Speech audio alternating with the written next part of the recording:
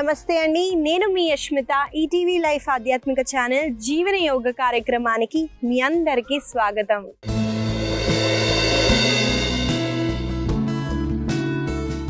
ఎలా ఉన్నారండి మీరంతా? నేనైతే చాలా బాగున్నానండి. మీరందరూ కూడా బాగుంటారు, ఎందుకంటే మీరు జీవన యోగాని అలవాటు చేసేసుకున్నారు కాబట్టి. ఇవాళ మన సాధనాన్ని మొదలు పెడదామండి.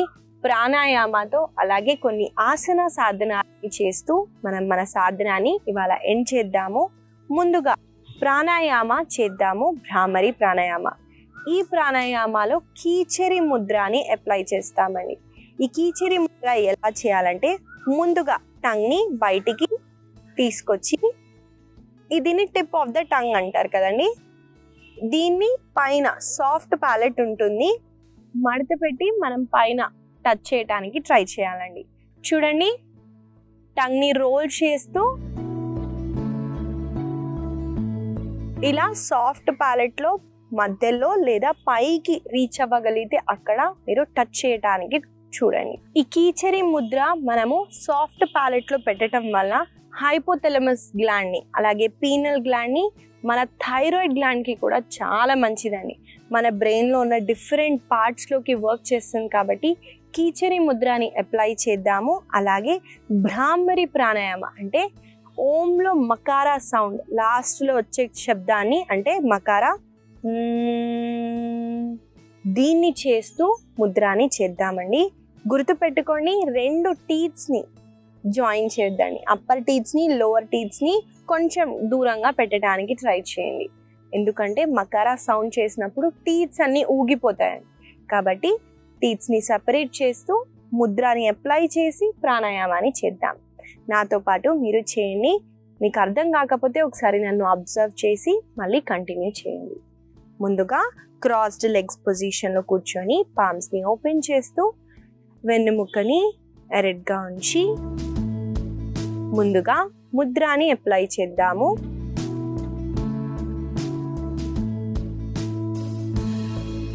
తర్వాత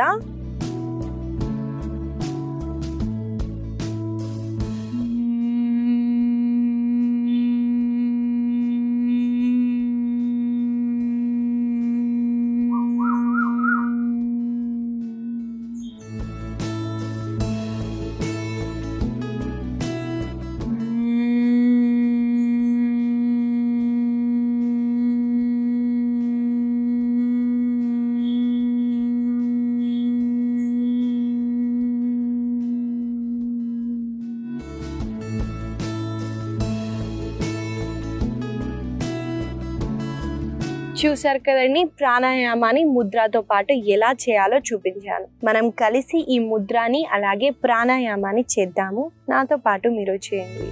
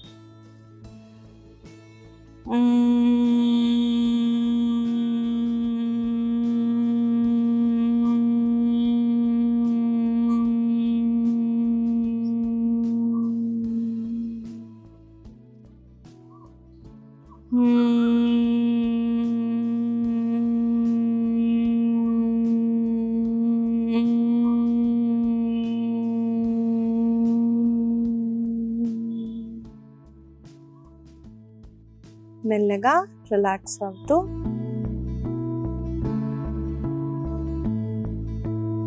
ఎప్పుడు కంఫర్టబుల్గా ఉంటే అప్పుడు మెల్లగా 2 చేతుల్ని కప్ షేప్లో పెట్టి కళ్ళ పైన పెడుతూ డార్క్నెస్ని ఫీల్ అవుతూ మెల్లమెల్లగా ముందుగా మీ చేతుల్ని చూస్తూ ఒక బ్యూటిఫుల్ స్మైల్తో కళ్ళని తెరవండి. ఇదండి భ్రామరి ప్రాణాయామ కీచరి ముద్ర అప్లై చేస్తూ చేశాము. మీరు ప్రతిరోజు ఆసనాలు చేయకపోయినా కొంచెం సేపు ప్రాణాయామ అయినా చేయండి.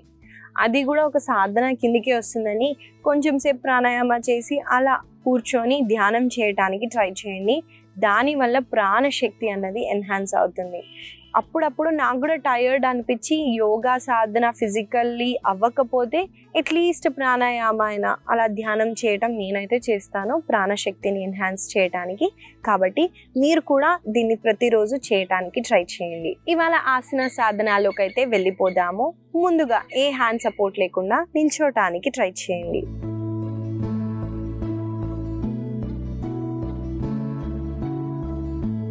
ఇవాళ మనం మొదటిగా చేయబోయే ఆసన పేరు నటరాజాసన. ఈ ఆసన ఒక బ్యాలెన్సింగ్ ఆసన అండి. కాబట్టి ముందుగా చూసేద్దాం ఆసన ఎలా చేయాలో, తర్వాత కలిసి చేద్దాం.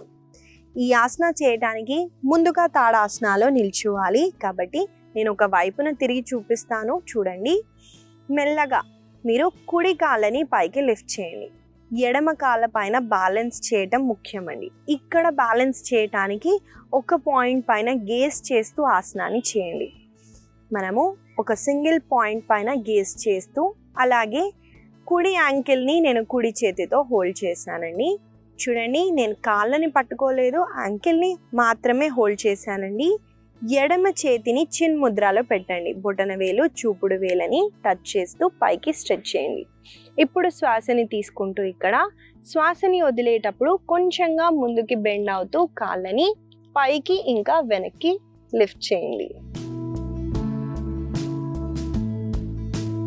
మెల్లగా కాళ్ళని రిలాక్స్ చేయొచ్చు.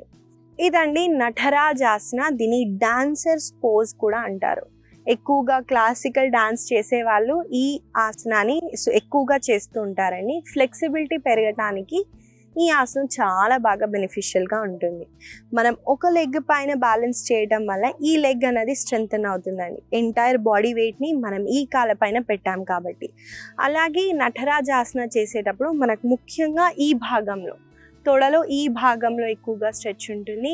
అలాగే లెగ్ని లిఫ్ట్ చేసి పైకి రేస్ చేసేటప్పుడు ఈ భాగంలో కాళ్ళల్లో ఉన్న కండరాలని చాలా మంచి స్ట్రెచ్ ఇస్తుంది. హిప్కి కూడా అలాగే ఈ భాగంలో మనకి చాలా మంచి స్ట్రెచ్ ఉంటుంది. దాన్ని అబ్జర్వ్ చేస్తూ చేయడానికి ట్రై చేయండి. మనం కలిసి ఈ ఆసనాన్ని 2 లెగ్స్తో చేద్దాము. నాతో పాటు మీరు చేయండి.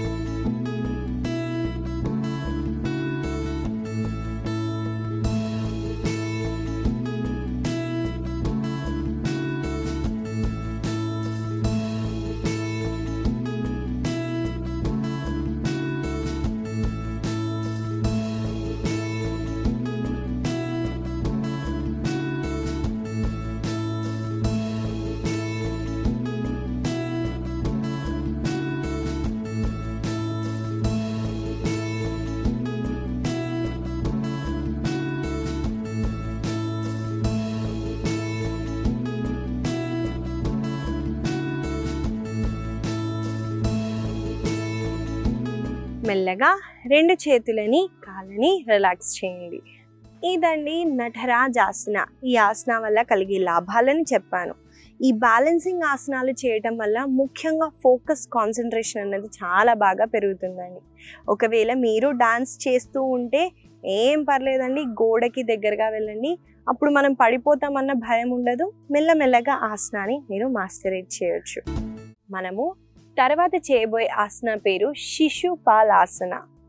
ఈ ఆసనాన్ని చేయడానికి మనము ముందుగా దండాసనాలో కూర్చోవాలండి. ముందుగా చూడండి, తర్వాత కలిసి చేద్దాం. ఈ ఆసన చేయటానికి నేను ఒక వైపున తిరుగుతున్నాను. చూడండి, దండాసన అంటే మనము లెగ్స్ని స్ట్రెచ్ చేస్తూ ఈ పొజిషన్లో కూర్చుంటాం. ముఖ్యంగా కాళ్ళ వేలు మీ వైపున ఫేస్ చేసేలాగా ఉంచండి. ఇప్పుడు ముందుగా కుడి కాళ్ళని లిఫ్ట్ చేసి కుడి కాళ్ళని ఎడమ మోచేతి దగ్గర పెట్టండి. అలాగే కుడి మోకాలు కుడి మోచేతి దగ్గరికి తీసుకొని వచ్చి ఇంటర్లాక్ చేయండి. చేసిన తర్వాత ఇక్కడ మేజర్ పాయింట్, వెన్నెముక్క ఇలా ఉండొద్దండి, స్ట్రైట్గా ఉంచడానికి ట్రై చేయండి. అప్పుడే ఆసన వల్ల కలిగే లాభాలు వస్తాయి. దాని తర్వాత ఇక్కడ శ్వాసని తీసుకుంటూ శ్వాసని వదిలేటప్పుడు కాళ్ళని మీ ఛాతీ వైపున పుష్ చేయండి. వన్స్ మనం ఈ పోస్చర్లోకి వచ్చిన తర్వాత కుడి మోకాళ్ళని శ్వాసని తీసుకుంటూ కుడి వైపున తీసుకెళ్ళండి. మళ్ళీ శ్వాసని వదులుతూ సెంటర్, శ్వాసని తీసుకుంటూ సైడ్కి, మళ్ళీ సెంటర్.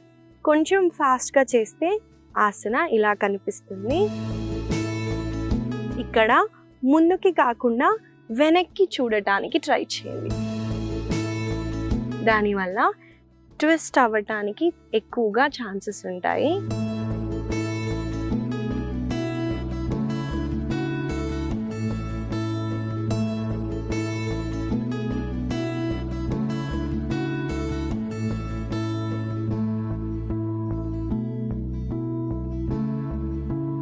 మెల్లగా కుడి కాళ్ళని రిలాక్స్ చేసి ఎడమ కాళ్ళతో కూడా సేమ్ మనము ఇలానే చేస్తాం. దీన్ని శిశుపాలాసన అని అంటారండి. ఈ ఆసన వల్ల ముఖ్యంగా హిప్ అన్నది చాలా బాగా ఓపెన్ అవుతుందండి. లెగ్ని మీరు ఇంతవరకే లిఫ్ట్ చేయగలిగారనుకోండి, ఏం పర్లేదు, ఈ లెగ్ని ఇలానే హోల్డ్ చేసి మీరు సైడ్కి తీసుకెళ్ళటం వల్ల హిప్లో ఉన్న స్టిఫ్నెస్ అన్నది చాలా వరకు తగ్గుతుంది. మీకు కొంచెంగా ఎత్తగలిగితే పైకెత్తి చేయటానికి ట్రై చేయండి. ఇంకా కంఫర్టబుల్గా ఉంటే లెగ్ని ఎంత అయితే అంత దగ్గరగా పెట్టి చేయటానికి ట్రై చేయండి. దీనివల్ల మన కాళ్ళ కండరాలు స్ట్రెంగ్త్ అవుతాయి. అలాగే హిప్ ఓపెనింగ్కి చాలా బెనిఫిషియల్గా ఉంటుంది. ఈ ఆసనాన్ని మనం 2 కాళ్ళతో కొన్నిసార్లు చేద్దామండి. నాతో పాటు మీరు చేయండి.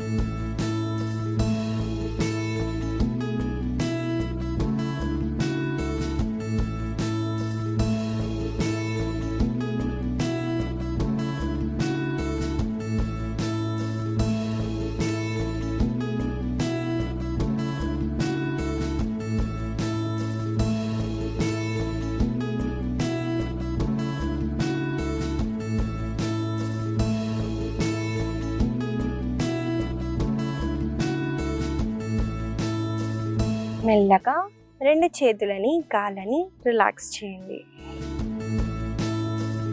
ఇదండి శిశుపాలాసన. ఈ ఆసన వల్ల కలిగే లాభాలని చెప్పాను కాబట్టి దీన్ని మీరు తప్పకుండా ప్రతిరోజు ప్రాక్టీస్ చేయండి. మనము తర్వాత చేయబోయే ఆసన పేరు అర్ధ పించ మయూరాసన. దీన్ని ఇంగ్లీష్లో డాల్ఫిన్ పోజ్ అని అంటారండి. ముందుగా చూసేద్దాం ఆసన ఎలా చేయాలో. ఈ ఆసన చేయడానికి ముందుగా మనము మకర అధోముఖ శ్వానాసనకి వస్తాము, అంటే 4 ఆర్మ్ ప్లాంక్ అంటారని. చూద్దాము ఆసన ఎలా చేయాలో, తర్వాత కలిసి చేద్దాం. ఈ ఆసన చేయడానికి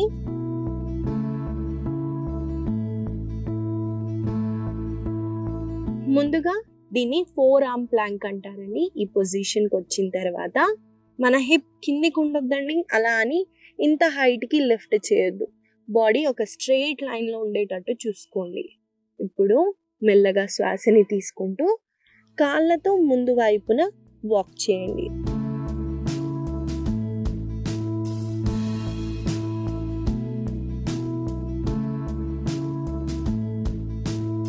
దీన్ని అర్ధ పెంచ మయూరాసన అంటారండి. మెల్లగా 2 కాళ్ళతో వెనకాలకి వాక్ చేస్తూ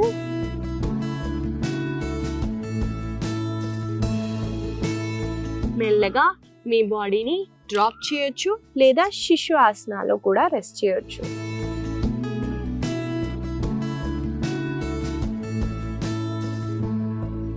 చూసారు కదండి, అర్ధ పించ మయూరాసన అయితే మనం చేసాము.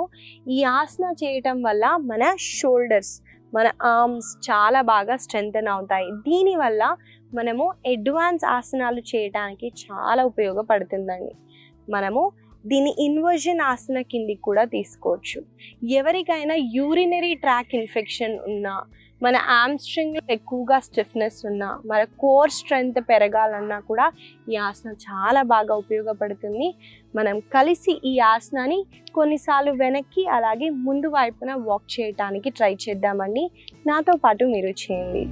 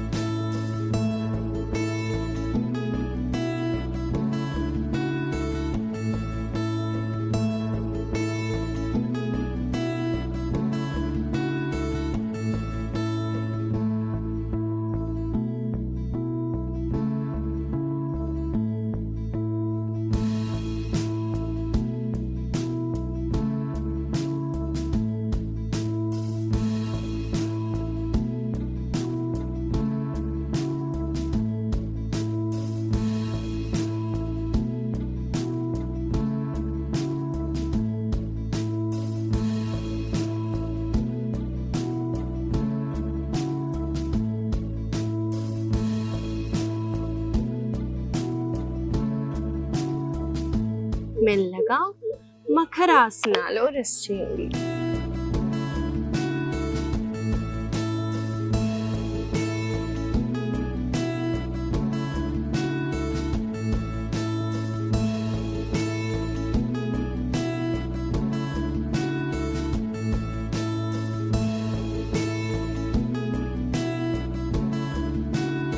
మెల్లగా ఒక వైపున తిరుగుతూ సుఖాసనాలో కూర్చోండి. ఇదండి అర్ధ పించ మయూరాసన.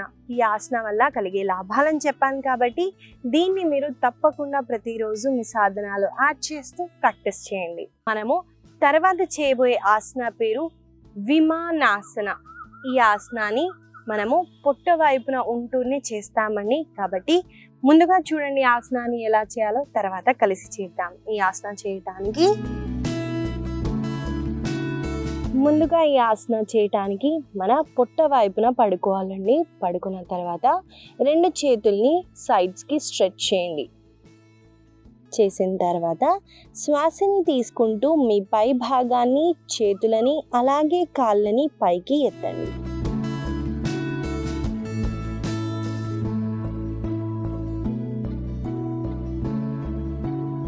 మళ్ళీ శ్వాసని వదులుతూ మెల్లగా బాడీని డౌన్ చేస్తారు. చూశారు కదండి, విమానాసన ఎలా చేయాలో చూపించాను. ఈ విమానాసన చేయటం వల్ల మన కంప్లీట్ బాడీ అన్నది మన పొట్ట వైపున ఉంటుందండి. కాబట్టి ఇండైజెషన్ ఇష్యూస్ ఉన్నా, కాన్స్టిపేషన్ ఇష్యూస్ ఉన్నా వాళ్ళకి చాలా బెనిఫిషియల్ అండి. డైజెషన్ని ఇంప్రూవ్ చేస్తుంది ఈ ఆసన. అలాగే అబ్డామినల్ హెరీనియా, స్టమక్ హెరీనియా ఉంటే అవాయిడ్ చేయండి. ఎందుకంటే అక్కడ బల్జ్ ఉంటుంది. మనం ఈ ఆసన చేయటం వల్ల ఇంటర్నల్ బ్లీడింగ్ అన్నది స్టార్ట్ అయిపోతుంది. రీసెంట్ సర్జరీలు ఏమన్నా అయిన అబ్డామినల్ అవాయిడ్ చేయండి. ఈ ఆసన చేయటం వల్ల మన లెగ్స్, మన హ్యాండ్స్ని మనము పైకి లిఫ్ట్ చేసినప్పుడు చేతు కండరాలు అలాగే కాళ్ళ కండరాలని స్ట్రెంథెన్ చేస్తుందండి.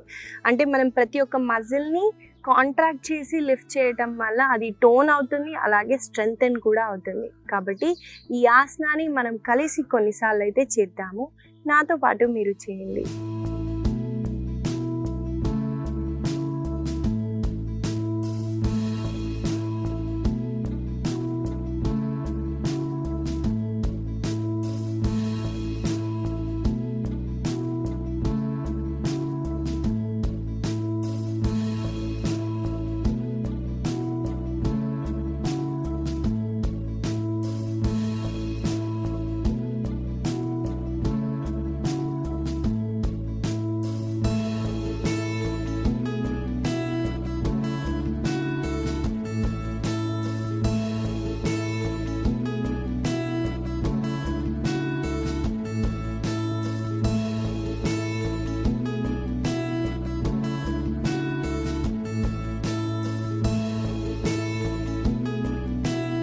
మెల్లగా మీరు ఒక వైపున తిరుగుతూ సుఖాసనాలో కూర్చోవచ్చు.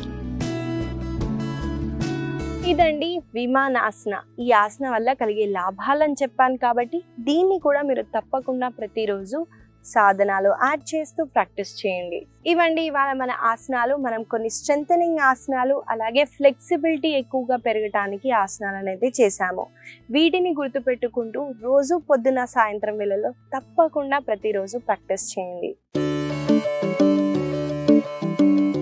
ఇవాళ నేను మీకు ఇచ్చే చిన్న సలహా అనకుండా మనము ఇలా కూడా తీసుకోవచ్చండి. చాలా మందికి ఇష్టం అండి ఇది చేయటం. వర్షాకాలంలో వర్షంలో తడవడం ఎంతమందికి ఇష్టం అండి. చాలా మంది అనుకుంటారు అరే వర్షంలో తడిస్తే జలుబు అవుతుంది, తలలో పేర్లు వస్తాయి అని అంటూ ఉంటారు. కాకపోతే మీరు వర్షం వచ్చినప్పుడు వెళ్ళి వర్షంలో తడవటానికి ట్రై చేయండి. ఎంత బాగుంటుందంటే అని న్యాచురల్గా నేచర్ మనని చాలా హీల్ చేస్తుందండి. కాబట్టి మీరు అప్పుడప్పుడు వర్షాకాలంలో ఒక్కసారైనా అలా తడవడానికి ట్రై చేయండి. ఈ చిన్న సలహా మీకు ఉపయోగపడుతుందని ఆశిస్తూ మళ్ళీ కలుద్దాం.